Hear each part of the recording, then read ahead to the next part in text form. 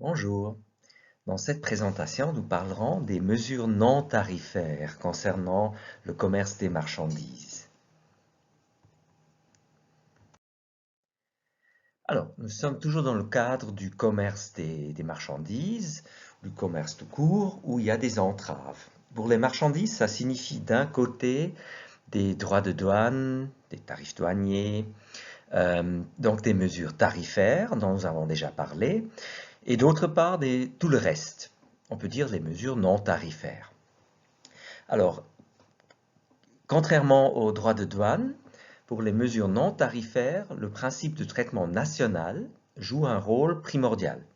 Nous avons vu que les douanes, les droits de douane, sont caractérisés par le fait qu'ils distinguent entre importation, exportation et production locale, euh, consommée sur place. Pour les mesures tarifaires, par contre, le traitement national est d'une grande importance, car ici, on parle de l'idée que normalement, il ne se justifie pas de distinguer, si ce n'est pas pour des raisons protectionnistes. Alors, un premier groupe particulièrement important de mesures sont des contingents ou des quotas. Euh, dans l'Union européenne, par exemple, on parle de mesures quantitatives, c'est-à-dire une limitation, voire une interdiction de l'importation de biens. Ici, c'est un succès du système de l'OMC que déjà dans le GATT de 1947, dans l'article 11, on a réussi à interdire ce type de mesure. Il est inapproprié. Euh, on a gardé la possibilité d'appliquer des droits de douane, des tarifs, si on doit encore, ou si on veut encore protéger sa propre consommation et production. Par contre, donc, on ne veut pas de mesures quantitatives. Nous allons voir s'il devrait encore exister des mesures quantitatives dans ce système, ils doivent être justifiés avec une exception ou des règles particulières. Mais la règle générale, c'est donc l'absence, l'interdiction de mesures quantitatives, de quotas de contingents dans le système de l'OMC et par conséquent aussi dans les accords régionaux qui doivent normalement aller plus loin, bien sûr, être menés vers une libéralisation plus importante. Alors, un premier domaine qui cause parfois une certaine confusion, c'est que dans le système de l'OMC, les quotas ou contingents sont interdits, mais il existe ce qu'on appelle des quotas ou contingents tarifaires. Alors ici, il ne s'agit pas de quotas, mais de quoi est-ce qu'il s'agit? Et là, c'est clair, la terminologie peut mener à confusion. Il s'agit d'une situation dans l'application des droits de douane où un État accorde à un quota, une certaine quantité, un droit de douane privilégié, plus favorable.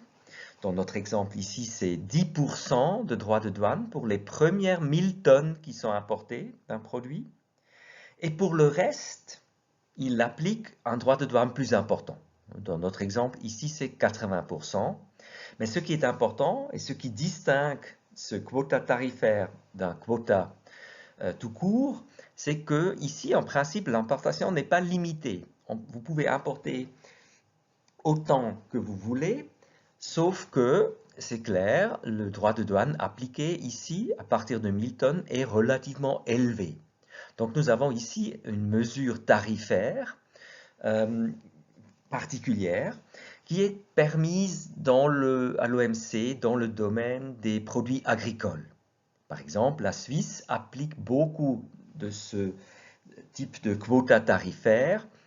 C'est un instrument qui flexibilise un peu les négociations avec d'autres États, euh, car on peut négocier, par exemple, la quantité à laquelle on applique le tarif préférentiel, dans cet exemple 10%. Et au fur et à mesure, bien sûr, on peut essayer d'augmenter la quantité qui peut être importée à un droit de douane plus favorable. Donc, ce n'est pas un quota, ce n'est pas une mesure qui serait en violation de l'article 11.4, mais c'est un quota tarifaire tel qu'il existe dans le domaine des produits agricoles à l'OMC.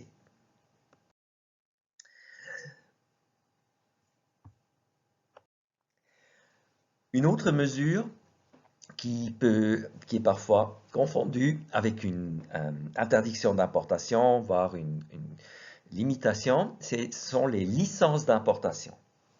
Alors ici, il s'agit d'une mesure, d'un instrument par lequel on est obligé d'obtenir une autorisation des autorités. Ce qu'on appelle dans le langage du GATT de l'OMC une licence d'importation. Il faut dire qu'ils étaient aussi en Suisse et dans beaucoup de pays, beaucoup utilisés par le passé, aussi suite à des cas de pénurie, après et pendant les guerres. Mais encore aujourd'hui, il s'applique surtout dans beaucoup de pays en voie de développement pour avoir plus de transparence, pour comprendre ce qui est importé, à quel prix, pour avoir un certain contrôle sur le commerce international et aussi les flux financiers qui sont liés. Et même dans des pays très développés comme la Suisse, il y a des domaines où l'État veut contrôler les importations pour savoir combien et quelle quantité de produits est importée et par qui, notamment si c'est des produits qui peuvent être dangereux. Nous avons par exemple parlé d'armes ou de produits à double usage. Dans ces domaines, on applique normalement ces licences d'importation. Et dans le GATT, ces articles 13, 11, 7 parlent de ces licences et en principe, elles sont permises.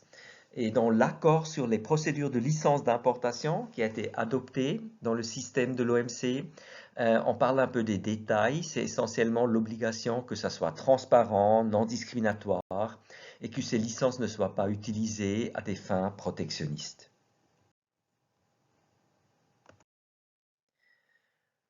Une autre mesure ou un instrument que les États utilisent parfois et qui peut avoir des liens avec une interdiction d'importation sont les entreprises commerciales d'État. Alors ça, c'est le terme utilisé dans le GATT à l'article 17, mais c'est un sujet qui est aussi présent dans les accords régionaux.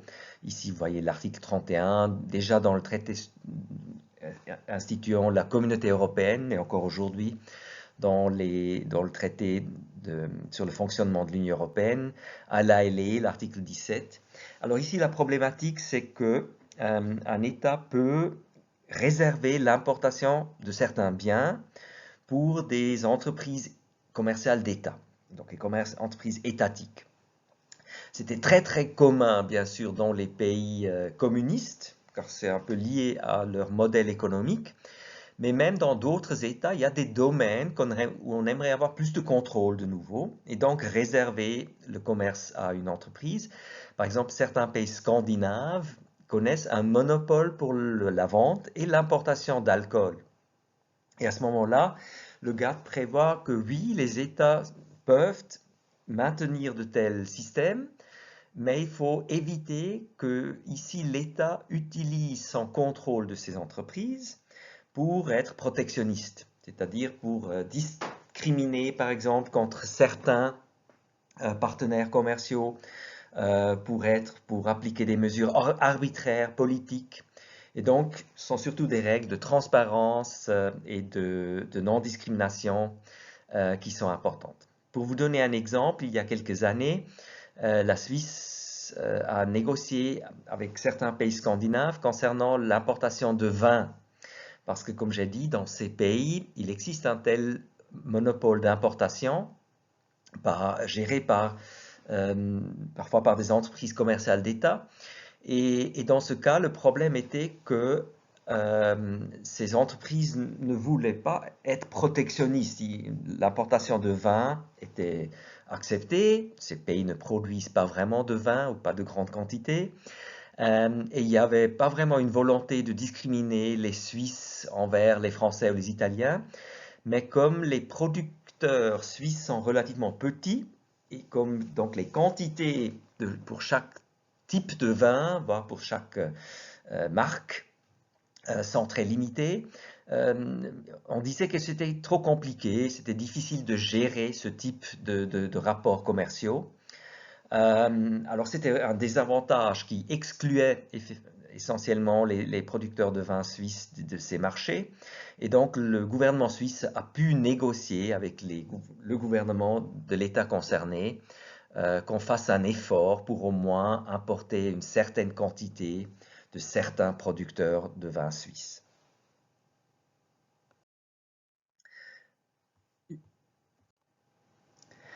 Une autre mesure qui est assez commune dans le commerce international et qui peut avoir les mêmes effets qu'une restriction quantitative sont les inspections avant l'expédition.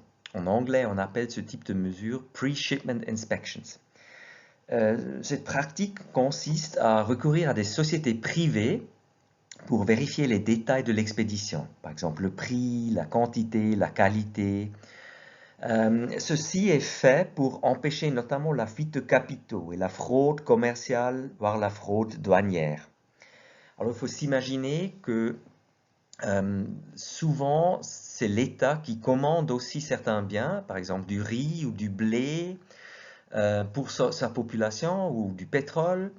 Et on a peur que la qualité ne corresponde par exemple pas à ce qu'on a payé, normalement qu'elle est moins bonne. Mais il peut aussi avoir le problème que le prix qui est indiqué par l'importateur est exagéré et que le produit qui est importé a une moindre valeur. Et à ce moment-là, bien sûr, il y a une doute si on n'a pas essayé, par exemple, de cacher de l'argent en payant qu'une somme bien inférieure à celle indiquée à l'exportateur et le reste serait éventuellement utilisé pour blanchir cet argent, pour le cacher dans un compte bancaire à l'étranger. Donc c'est aussi lié à la fraude fiscale, à l'évasion fiscale, à la corruption, parce que ce sont cette indication d'un prix trop bas est un outil assez connu dans ce domaine. Et là, l'utilisation de ces entreprises peut être une remède pour éviter ce type de crime.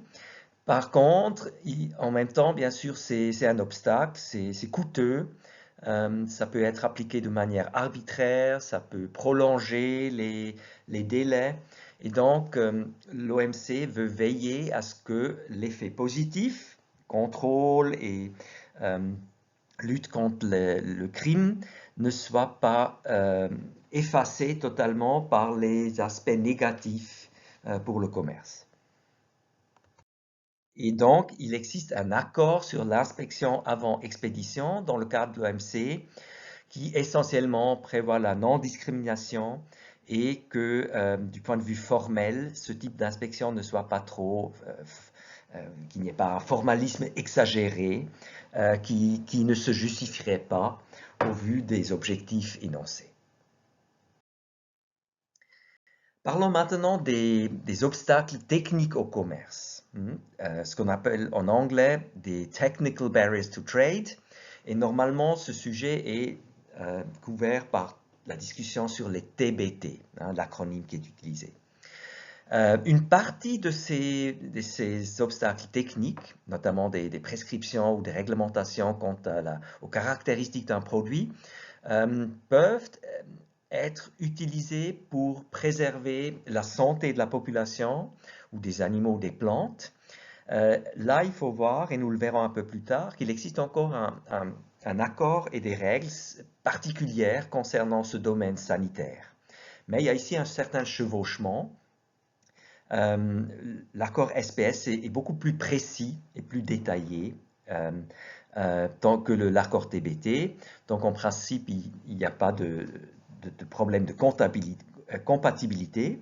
Pour le moment, nous parlons donc des mesures techniques en général.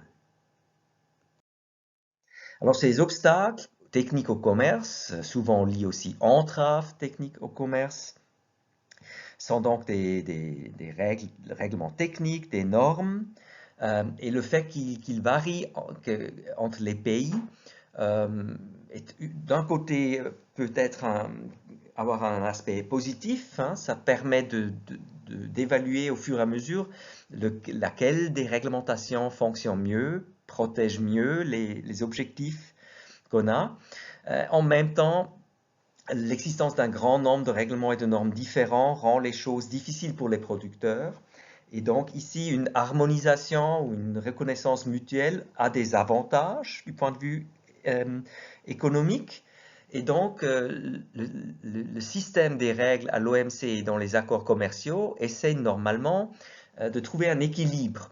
Donc, de maintenir des règles qui sont nécessaires pour l'objectif visé, mais de ne pas aller au-delà, notamment en ne pas appliquant des mesures de manière arbitraire ou protectionniste, ou d'appliquer des mesures qui ne sont pas vraiment nécessaires pour atteindre l'objectif visé.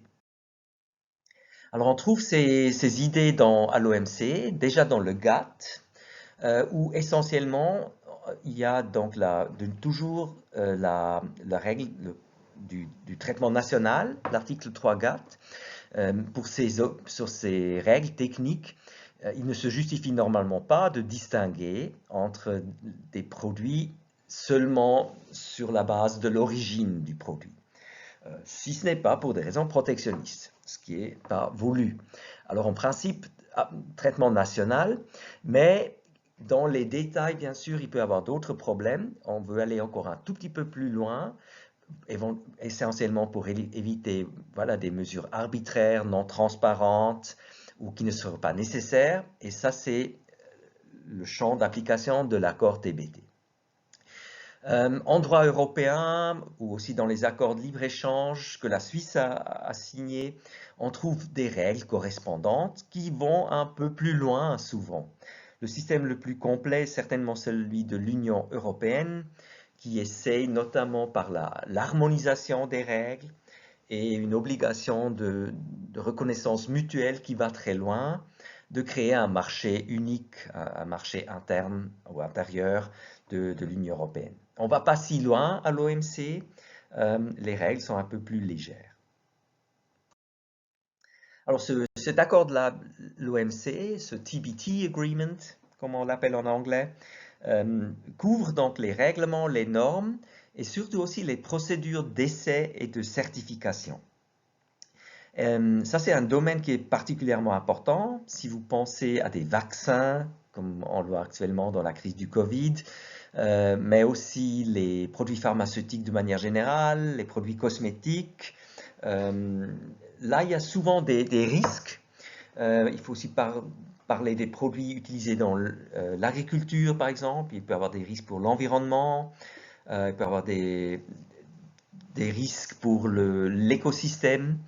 Et donc, notamment ces procédures d'essai de certification peuvent être très chères. Et normalement, l'objectif visé est le même dans beaucoup de pays. Et donc, on veut éviter qu'il y ait une répétition inutile de certaines procédures. Et donc, on veut éviter qu'il y ait des obstacles qui ne sont pas nécessaires parce qu'ils ne se justifient pas par l'objectif visé. Et là, c'est un équilibre qui n'est pas toujours facile à trouver. Alors, si c'est des procédures qui sont identiques, on peut très bien justifier pourquoi il ne faut pas répéter ces procédures.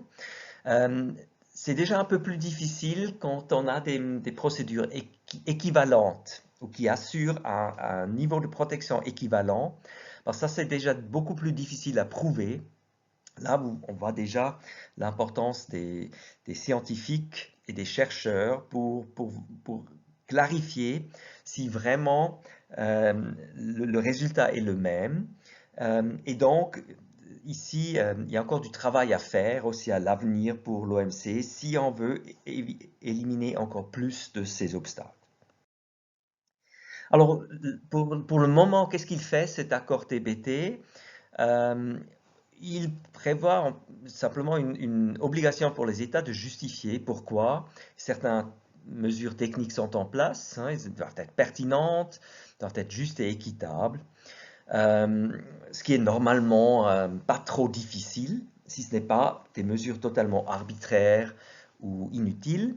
On décourage le recours à des méthodes qui donneraient un avantage inéquitable aux produits fabriqués dans le pays, donc qui auraient un effet, voire un objectif protectionniste.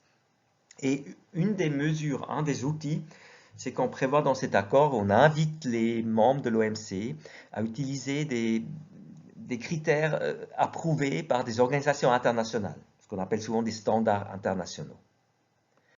Alors là, l'OMC n'est pas active elle-même, elle laisse la place à des institutions spécialisées. Il existe un certain nombre d'organismes internationaux et régionaux dans ce domaine. Alors ici, juste quelques exemples dont vous avez peut-être déjà entendu parler. Une organisation qui couvre un grand domaine de produits à l'origine, mais aussi de procédures aujourd'hui, c'est la International Organization for Standardization. L'acronyme est ISO et on trouve dans beaucoup de domaines des standards ISO qui sont utilisés et qui devraient faciliter la communication et la transparence quant aux critères qui sont appliqués. De nouveau, il faut dire, l'OMC n'oblige pas les membres de l'OMC à utiliser ces standards, mais les encourage et quand on doit, par exemple, expliquer pourquoi une mesure est nécessaire ou pertinente, il y a un léger avantage si on peut invoquer une réglementation de l'ISO où on reconnaît automatiquement qu'elle soit justifiée. Il y a d'autres institutions dans ce domaine, par exemple l'International Electrotechnical Commission, l'IEC, qui est également à Genève, déjà depuis 1906, où on a vu avec le développement des machines et des outils dans ce domaine qu'on voulait faciliter le commerce international avec des standards communs, ou dans le domaine de la télécommunication, où déjà en 1865, on a créé un tel office qui aujourd'hui s'appelle International Telecommunication Union, qui est également établi à Genève aujourd'hui, et où il est clair que déjà pour le fonctionnement de la téléphonie ou de l'Internet au niveau international, les téléphones portables, les ordinateurs, il est normalement indispensable qu'on ait des standards communs et ça facilite aussi le commerce. Si vous pensez à la production des téléphones portables, où il y a quelques producteurs gigantesques qui fournissent des téléphones dans le monde entier, ça devient clair pourquoi on a ces standards communs et qu'on peut aussi se référer quant aux risques techniques, aux risques pour la personne, pour l'utilisateur, à ces standards établis par la ITU. Alors j'ai dit qu'une autre possibilité serait la reconnaissance mutuelle. Et l'accord TBT encourage les États à le faire, notamment de dire, de reconnaître des contrôles ou des évaluations de conformité qui ont déjà été faits, donc qu'il n'y ait pas une obligation de les répéter, mais nous avons vu que c'est tout de même assez commun que ces procédures ne soient pas exactement les mêmes, et à ce moment-là, la reconnaissance mutuelle de standards qui ne sont pas identiques mais qui sont équivalents serait intéressant. Alors l'OMC ne va pas si loin d'obliger les États à le faire, mais elle encourage les membres de l'OMC de conclure entre eux des accords sur la reconnaissance mutuelle. Ce qu'on appelle en anglais de la mutual recognition, et les accords qui sont conclus prennent normalement le nom de Mutual Recognition Agreements, MRAs.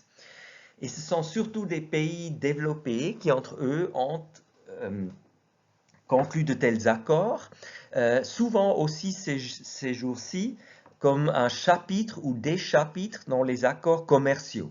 Par exemple, récemment, l'Union européenne et le Canada ont conclu un accord très important dont nous avons déjà parlé, et là-dedans, il y a des dispositions importantes sur cette mutual recognition.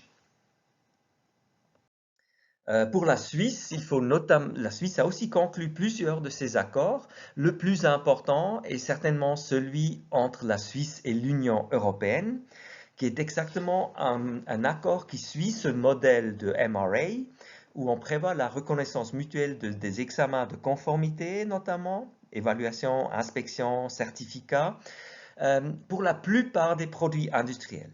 Donc, il reste des exceptions. Et dans ces cas-là, on a parfois toujours donc besoin d'une double attestation, à la fois par l'Union européenne et la communauté européenne, ou l'Union européenne, et ce qui